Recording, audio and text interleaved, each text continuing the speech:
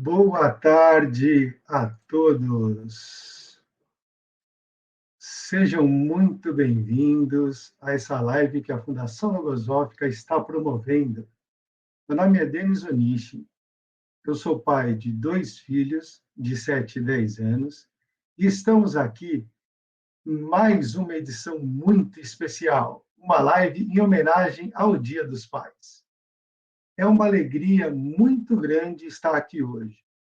E eu falo em nome de milhares de estudantes de logosofia no mundo inteiro, onde nosso objetivo é levar para a humanidade esses conhecimentos que essa ciência apresenta por meio de seu criador, Carlos Bernardo Gonzalez Pecotti, também conhecido como Mestre Ramusol, que são tão importantes nas nossas vidas e que queremos compartilhar com vocês. Eu estou aqui com mais 3 amigos, o Ademar, o Silvio e o Tiago. Vamos esperar eles subirem aqui na tela e que juntos vamos falar sobre qual a missão dos pais no processo de evolução espiritual dos filhos.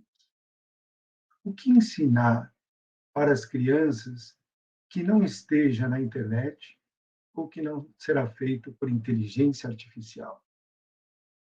Além desses temas, também abordaremos a importância nesse processo de educação, no qual a logosofia tem nos ajudado a desenvolver e aplicar em nossas vidas. Nós vamos começar com um vídeo, e para quem quiser convidar alguém para participar com a gente, ainda dá tempo. Tem só um minutinho que o vídeo já vai aparecer na tela.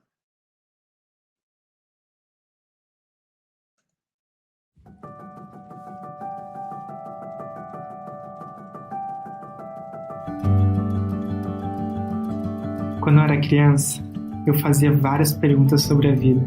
Por que o céu é azul? De onde vem a chuva? Conforme eu crescia, eu fui respondendo a maioria delas. Mas tiveram algumas perguntas que, bem lá no fundo, me inquietam cada dia mais. Qual é o valor do tempo? Como ter mais tranquilidade? Como me adaptar a situações difíceis? Como ser um profissional melhor? Como ser mais calma e confiante? Como vencer o medo, a insegurança? E quanto a viver em sociedade, em família, ainda me perguntei: como educar os meus filhos? Que valores devo ensinar para eles? Por que eu brigo com as pessoas que eu amo? Do que são feitos os sentimentos e as emoções? Quais as causas da tristeza e do pessimismo? Se dinheiro não traz felicidade? O que é ser feliz? E tiveram até aquelas perguntas mais profundas: de onde eu vim? Para onde eu vou? Existe vida após a morte? Eu tenho um espírito? Por que eu tenho um espírito? Existe uma lógica por trás de tudo isso? Qual o objetivo da minha vida? Quem sou eu? Quem sou eu? Quem sou eu? Quem sou eu? Quem sou eu? Quem sou eu? E aí, você já se fez essas perguntas? Olhe para dentro. O que está pensando? O que está sentindo? Foram com perguntas como essas que milhares de pessoas iniciaram seus estudos de logosofia. Essa ciência foi criada por Carlos Bernardo Gonzalez Pecotti em 11 de agosto de 1930 na Argentina. E é justamente para comemorar os 90 anos de sua obra que a Fundação Logosófica está lançando um portal que reúne diversos vídeos, palestras e artigos que tratam sobre essas e muitas outras perguntas. Acesse agora logosofia.org.br. Além destes conteúdos, lá você poderá conhecer ainda mais sobre a logosofia, baixar gratuitamente os livros do autor, acessar o calendário de palestras públicas da Fundação e ainda poderá conhecer a pedagogia logosófica, aplicada em diversas escolas no Brasil, na Argentina e no Uruguai. Logosofia, 90 anos em prol da superação humana.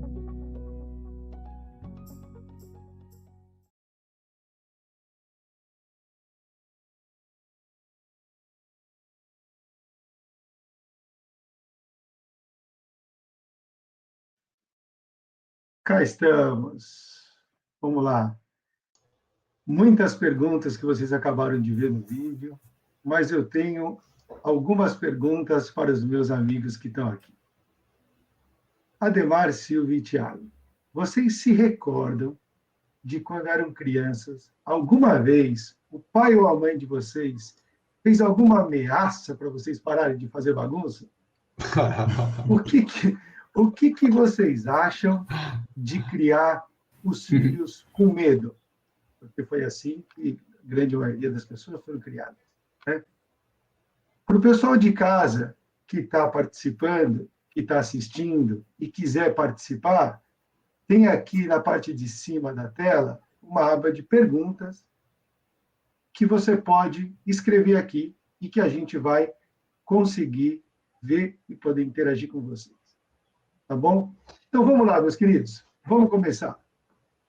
Boa pergunta essa, hein, Denis? Essa, acho que muita gente já passou por isso. Bom, antes de tudo, boa tarde a todos, né? Eu me chamo Ademar, sou pai de 2 meninos, do Tiago, que acabou de fazer 18 anos, e do Murilo, que tem 15 anos. Assim, é verdade que a gente, como pais, a gente sempre quer o melhor para os nossos filhos, mas a gente acaba limitado nas nossas atuações sempre pelos conhecimentos e pelos recursos que a gente tem.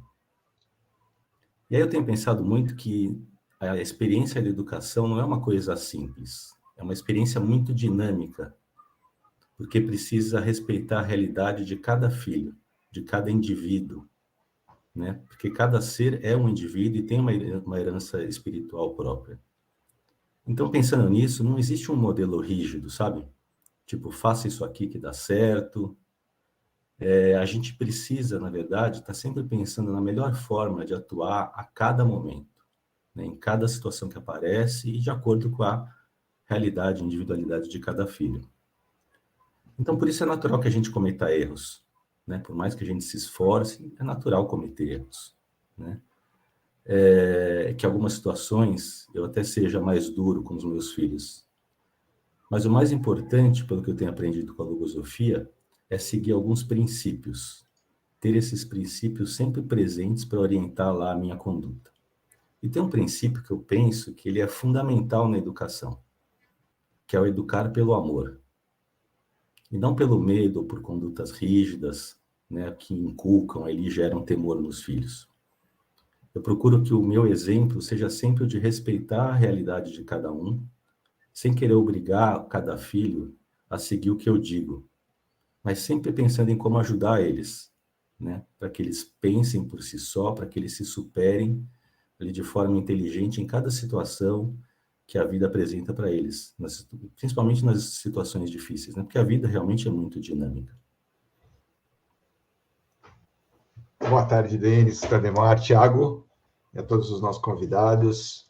Eu tenho filhos de diversas formas e idades, sabe? Eu tenho 2 filhos, 2 enteados.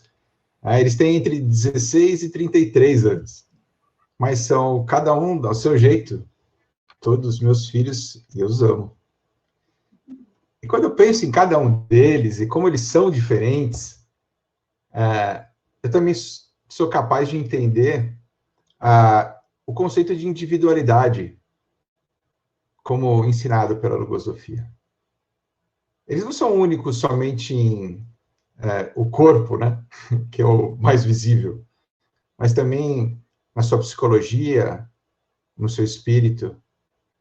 E aí, eu faço a pergunta para os nossos amigos, né, que estão aqui nos assistindo. Vocês também não têm claro o entendimento de que cada filho é único, mesmo tendo sido educado no mesmo lar? E por que isso? Bem, coloca aqui na aba de perguntas que a gente vai trocando uma ideia, né? Uma das responsabilidades que eu entendi que me competia, ou seja, do pai, é a transmissão de conceitos morais. É como se colocar nessa vida, né, de relações, a retidão moral, fazer o bem, a honestidade, o cumprimento da palavra empenhada, a disciplina em buscar aquilo que se propôs, a honradez, conceitos que eu acho que todos aqui hão de concordar que são bastante elevados e necessários. Mas como? E aí, como o Ademar trouxe, e o Denis também, tem que ser com amor, não pode ser com temor, né? Tem que ser com conhecimento, sensatez, a flexibilidade, não a rigidez. Afinal, né, cada filho é único e cada situação é única. A tolerância, a paciência, pelo exemplo e levando o filho à reflexão. Muito legal, Silvio. E você, Thiago? Oi, Denis, boa tarde a todos. Eu sou o pai do Renê, o Renê vai fazer 4 anos amanhã, e é uma alegria falar desse tema, porque quando eu descobri que ia ser pai, me veio essa pergunta, né? Poxa, mas o que eu devo ensinar para o meu filho que já não esteja no Google, já não esteja na internet, que não vai ser feito por uma inteligência artificial, ou que não vai ser respondido por um assistente virtual, né? Que, né, faz qualquer pergunta, já tem lá uma resposta, né? Então, qual que era essa minha tarefa por ensinar, né? E aí me surgiu essa preocupação, né, de como ensinar esses valores morais, né? E eu recordo certa vez eu estava conversando com um amigo sobre essa preocupação, que eu queria poder oferecer para o meu filho uma educação em que ele pudesse ser seguro para escolher o próprio caminho, construir o próprio destino. E com isso, né, a questão que eu queria muito ensinar a liberdade, né, dar opções para que ele pudesse escolher. E ela virou para mim e falou assim: Tiago, mas eu tenho essa preocupação também. Inclusive, eu sempre dou 2 opções para minha filha. Toda vez que vai atravessar a rua, eu falo assim: ou você me dá a mão, ou o carro vai te atropelar. E eu pensei, poxa, eu não quero que o primeiro recurso seja esse, né, do temor, né? Eu quero dar opções que ele possa realmente refletir, pensar e tomar fazer escolhas conscientes, né? Então me perguntei, né, que recurso seria esse? E esse foi um recurso que eu aprendi na logosofia também, de trocar o temor pelo amor, né, nessa educação, né? E eu queria ouvir de vocês também, que está em casa, né, que recursos diferentes do temor vocês conhecem ou têm utilizado, né? Que recursos fazem parte das experiências de vocês? Bom, Thiago, enquanto o pessoal de casa vai pensando, eu vou contar para vocês uma experiência que eu vivi que acho que fala muito sobre essa educação pelo amor, né? Uma vez eu estava na praia com os meus 2 filhos e mais um amigo deles, a gente estava jogando futebol, 2 contra 2, gol caixote. Bom, quem não é do ramo futebolístico, gol caixote é um gol pequenininho que não precisa de goleiro, né? Então a gente estava ali no 2 contra 2 e estava um dia muito gostoso. Sabe aqueles dias fim de tarde, temperatura amena, estava me divertindo muito ali. E eles estavam se divertindo muito também. Estava tudo muito gostoso, né? E por um acaso do próprio jogo, eu e um dos meus filhos, a gente acabou ganhando a partida. A gente estava nem muito preocupado com isso, mas lá tinha uma contagem, a gente acabou ganhando. E aí o meu outro filho, que tem uma característica mais competitiva, ele acabou ficando transtornado, né? Ele acabou chutando a bola longe, falou que eu tinha roubado, que tinha sido falta, que não valia. E aí foi se envolvendo com aquela realidade, lá com aqueles pensamentos, e foi ficando cada vez mais nervoso. E eu fiquei observando aquilo, né, e eu vi um contraste, né? Eu estava num ambiente tão bom ali com eles, tão gostoso, e de repente vem essa reação, né, como se fossem umas nuvens negras se aproximando ali, né, do semblante dele. Ele foi ficando cada vez mais nervoso, né? E aí esses pensamentos foram tomando a mente dele de uma forma cada vez mais intensa, né? E aí, em um instante, eu olhei para dentro de mim, para o meu mundo interno, e eu vi exatamente os mesmos pensamentos aparecendo, né? As mesmas reações. Então, comecei a ver, por exemplo, o pensamento me dizer: você não pode deixar ele falar assim com você. Você é o pai dele, que falta de respeito. Com quem ele pensa que está falando? E aí eu comecei a me sentir envolvido por esse nervosismo, né? Por essa mesma reação. Quem nunca viveu isso, né? De repente você está lá numa situação tranquila com seu filho, tudo indo muito bem, às vezes jantando em algum lugar, às vezes passeando num lugar agradável, acontece alguma coisa, o filho começa a fazer uma birra ou ficar nervoso, e você começa a se envolver por aquilo e todo mundo fica nervoso no final, né? Então eu me dei conta, de um momento para o outro, que se eu ficasse bravo com ele, se eu atuasse da mesma forma, com a mesma reação, tudo aquilo só ia piorar. Então me recordei desse princípio lá, né, de educar pelo amor. E aí aí no meu mundo interno eu fui para um outro lugar, né? Eu estava num lugar onde estava a reação, eu fui para um outro lugar.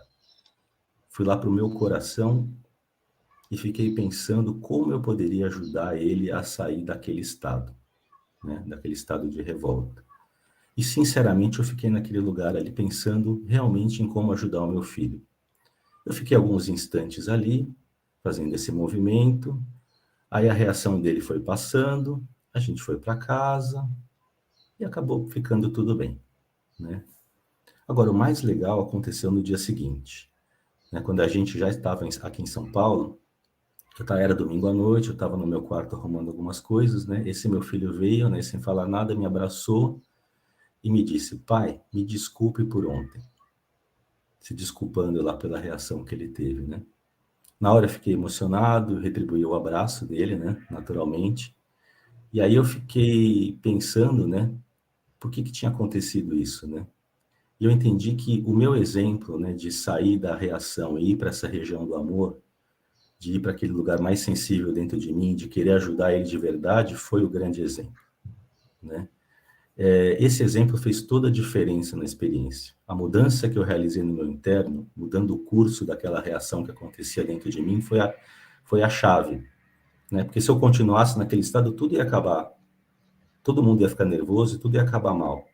Mas eu dei a ele um exemplo de que eu posso mudar a minha conduta, né? E foi essa minha própria vontade, mudando o estado que eu estava, que acabou mudando todo o curso da experiência, né? E aí eu percebi que a experiência de nutrir esse amor com os filhos, de estar com eles sempre presente, é que faz, que é tão importante, né? Nossa, Ademar, esse ponto que você trouxe é muito legal, cara. A própria conduta, ela é fundamental nesse processo. E estar consciente dela, eu acho que é o fator primordial na educação. Por exemplo, eu já falei com as crianças, não grita, gritando. Alguém já fez isso? Eu já fiz várias. Será que isso adianta? O que eu venho aprendendo é que se a gente não for o exemplo, o protagonista nessa educação, o YouTube vai ser, a inteligência artificial vai ser. Agora, Tiago, você falou que você tinha aprendido outros recursos. Você consegue dar um exemplo aqui para a gente? Consigo, e eu aprendi muitos recursos agora na live também. Ó. A Laís falou que não tem filhos aqui, mas que além do amor, né, os pais sempre deram muita paciência, né?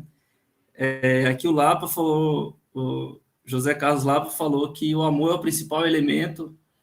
A Eliane falou que buscar fazer com alegria, com gosto. Então, aqui tem vários recursos que eu aprendi agora, nessa live, né?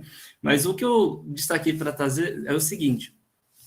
Na logosofia, eu aprendi que para tudo há soluções, mas que nós devemos buscar as mais felizes. E as mais felizes não são as mais fáceis. Isso eu descobri também. Então, sem entrar muito no mérito da nutrição, é claro que preparar uma refeição saudável é muito mais trabalhosa do que abrir um produto industrializado. Porém, o benefício está na saúde que tem aquele alimento, né? Então, é a mesma coisa. Esses recursos, eles não estão prontos, eles não estão de fase. A gente precisa, eles surgem à medida que eu me esforço em buscá-los e buscar essa alternativa feliz. Então, aconteceu no começo desse ano, meu filho ele é apaixonado por dinossauros, né? Então, tudo dele é dinossauro, ele sabe aí pelo menos uns 50 dinossauros, ele ama, ele gosta muito. E ele viu um vídeo, em um desses momentos que o YouTube foi protagonista, e viu lá um brinquedo de montar que tem coisa aí de 1.800 peças. E claro que não é um brinquedo para a idade dele, porque ele sozinho não é capaz de montar. E aí, aí ele falou: pai, eu quero o T-Rex de muitas peças. Ele viu que tinha muitas peças. Papai, eu quero o T-Rex de muitas peças. E qual foi o meu primeiro recurso? Enrolar. Não, filho, né? Se fosse numa loja, eu ia falar, não, depois na volta a gente compra, né? Mas como era em casa, eu falei, não, filho, depois a gente vê isso, né? E aí, no outro dia, papai, e o T-Rex, cara? E o T-Rex de muitas peças? E eu falei, filho, tentei enrolar mais um pouco. Não, filho, esse dinossauro é muito caro, vamos... Papai, eu quero o T-Rex, cara. E aí eu vi que, assim, ia ficar, nem eu ia, né, conseguir satisfazer a necessidade dele, nem a minha, né? Então, eu pensei o seguinte, que essa compra poderia ser uma experiência para ensinar a paciência para ele. Então, eu fiz o seguinte, eu peguei a imagem daquele brinquedo que ele queria, que é essa imagem aqui, e montei um quadrinho com 20 peças, e toda semana a gente pegava uma parte dessa imagem e completava a imagem desse T-Rex. E ela ficou que essas 20 iria coincidir com o aniversário dele, que é amanhã.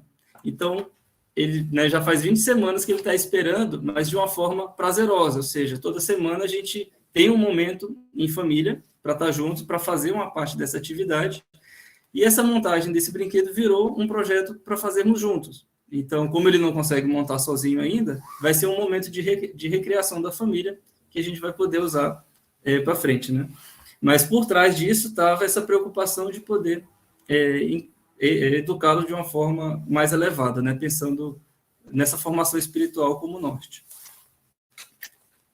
Tiago, muito interessante mesmo, cara. Eu me recordei desse recurso de como atuar com paciência, né? A Ana Maria aqui também nas perguntas está dizendo que a paciência é a parte do esforço para educar, e é verdade. Eu vivi uma experiência uma vez com meu filho, cara, mais novo, que ele estava tomando banho antes de ir para a escola. Só que o que acontece? Se ele ficasse mais tempo no chuveiro, ele ia acabar atrasando o irmão, que precisava chegar na escola um pouco antes dele, em um determinado horário. E aí eu peguei e falei para ele, né? Eu falei assim, filho, você pode fechar o chuveiro para a gente ir?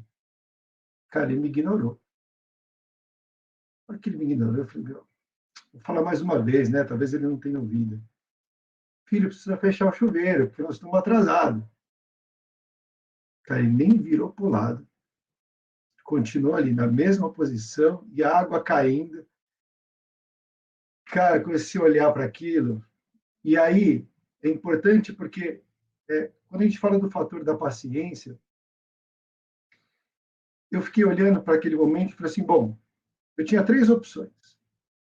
Primeira é ameaçar tirar algum brinquedo dele para ele sair logo do banho, né? Que já entra o temor, como a gente está falando. A outra era desligar o chuveiro, tirar ele do box, vestir ele molhado, né? Aquele clima gostoso. E a terceira opção foi conversar com ele e explicar que aquele comportamento prejudicaria o tempo de brincadeira do seu irmão na escola. E eu optei pela terceira opção. Mas foi engraçado porque isso tudo passou, né, durar 2 segundos, né, essas 3 opções. E eu optei pela terceira opção, pois eu venho aprendendo que para educá-lo, eu preciso ajudá-lo a agir com consciência. E essa consciência, essa paciência, começa primeiro em mim e depois com ele. Porque a criança, né, ele não é birrento. Ele só estava agindo daquela forma naquele momento, por atuação de algum pensamento que certamente era contra a vontade dele. E nessa conversa que eu tive com ele, eu levei um elemento que é a compaixão pelo irmão, que o fez sair daquele estado de consciência. E ele fechou a água, começou a se secar, me deu um abraço e falou assim, papai, eu vou me trocar rapidão. E saiu correndo para se trocar. Então, é importante, porque a educação, ele é um processo de mão dupla. A gente aprende para depois ensinar a criança. Muito bom. A gente tem várias manifestações aqui, pessoal. Da Laís, da Ana Maria Franco, do Edson, da Liliana, do Charleston, o Dárcio. O Renato D'Angelo, ele escreveu uma coisa assim, olha, o amor também é esclarecer que a vida traz consequências. Ensinar que as suas decisões são importantes. Existem situações que deixar que passem por experiências boas ou ruins também é um ato de amor. Muito bom, Renato. Olha, eu tenho uma experiência que eu queria compartilhar com todos aqui, tem um pouco a ver com o que você trouxe, né? Das consequências das decisões que os filhos tomam. Então, um dos meus filhos, ele disse que ia dormir na casa de um amigo, e, na verdade, ele foi para um lugar na cidade, um local na cidade, né? Um lugar daqui de São Paulo, que é quanto perigoso, sem o meu consentimento, sendo a minha esposa, né? Claro, ele não tem 4 anos igual o René, não, mas ele fez uma coisa sem o consentimento dos pais. E quando ficamos sabendo do fato, nós nos perguntamos, né, eu e a minha esposa, nós somos ambos estudantes de logosofia, o que fazer numa situação dessa? Como nós que somos preceptores, aqueles que são encarregados da educação de uma criança, de um jovem, né, guiar, como a gente pode guiar os passos, como fazer dessa situação algo que seja duradouro, né? Porque foi uma experiência importante, né? Então, o que eu devia fazer? Dar um chilique? Né? Ser enérgico com as palavras, né? Que o deles aí, como o deles mencionou, né? Gritar, dar um sermão, colocar de castigo, arrancar o celular. Imagina, né? Arrancar o celular hoje em dia. Ou então relevar o problema. Vamos fingir de morto aqui. Afinal, nada de mal aconteceu, vou ter uma conversa, vou só falar que, poxa, tem que ser responsável. Mas, afinal de contas, a gente não quer a independência, a autonomia do filho? Ele teve iniciativa. Eles querem ter liberdade, é uma coisa legítima, né, como seres humanos. Eu tenho que respeitar isso. E aí a gente entendeu que experiências devem ser, né, aproveitadas para ganhar conhecimento para a vida toda, como eu disse pouco a pouco, né? E então, e para isso, né, a gente tem que observar o que aconteceu.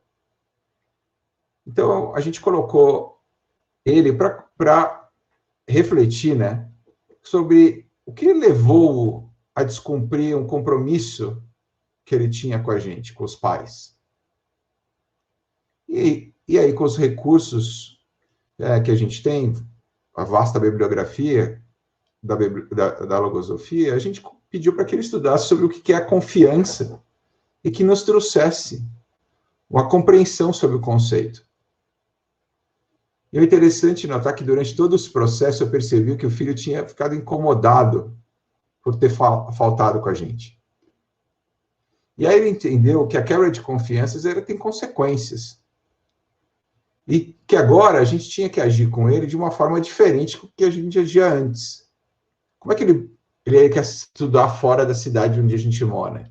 Como é que a gente vai permitir que ele more sozinho se a gente não tem confiança? E se ele vai estar fora de perigo? Então a gente utilizou esse exemplo como um projeto importante para ele, para que ele entendesse as consequências de quem descumpre com a palavra empenhada. E sabe, essa também foi uma experiência muito importante para mim, né, de vida aquela mão dupla, né, que o Denis mencionou. Pois aí eu não senti raiva, né, eu senti amor, eu entendi que a educação deve levar à reflexão, e ao conhecimento e à consciência. Tudo isso com muito amor. Foi uma experiência bem legal. Bem legal, Silvio. Muito, muito rica essa experiência, cara. Eu lembro que quando a minha esposa estava grávida do meu primeiro filho, que o meu irmão, que é mais velho que eu, ele já tinha 2 filhos, ele chegou para mim e falou assim, ó, quando o seu filho nascer, você vai entender o que é o amor de pai para filho. Você vai sentir um amor que você nunca tinha sentido antes. Aí eu olhei para ele e falei assim, não, eu já sei o que é o amor. Eu amo os meus pais, eu amo meus irmãos, eu amo você que é meu irmão, eu amo a minha esposa. Eu já sei o que é amor. Ele falou assim, não, cara, você não está entendendo. Você vai descobrir o que é o amor de pai para filho, que isso não existe para você ainda. Bom, dito e feito, né?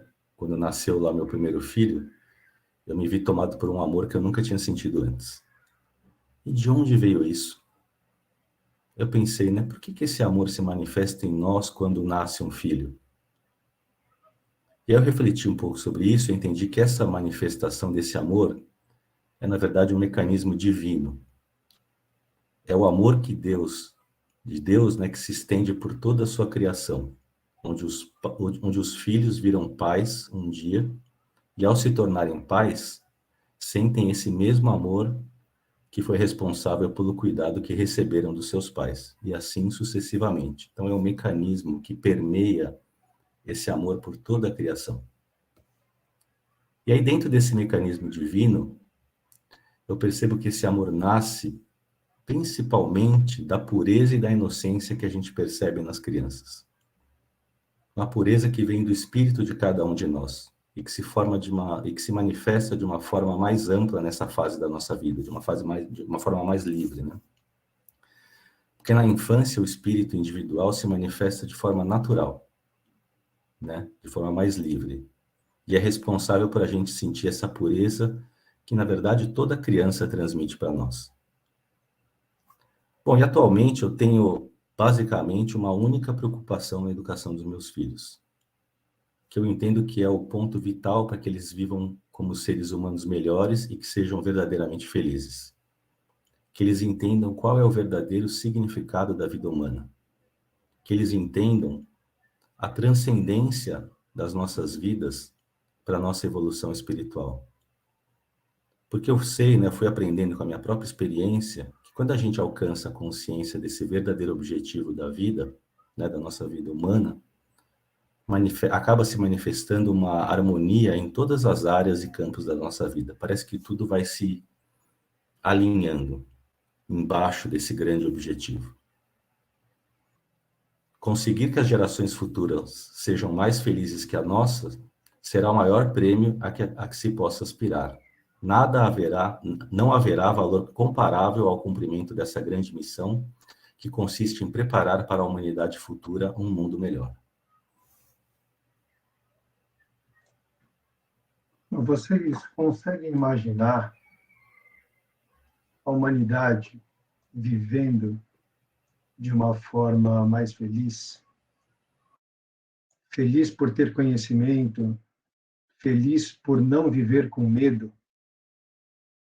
A forma como educamos hoje, ela tem um impacto muito grande em como essas gerações vão se comportar no futuro. Só para a gente finalizar, eu queria dizer para vocês o seguinte: para termos melhores filhos, precisamos ser melhores pais.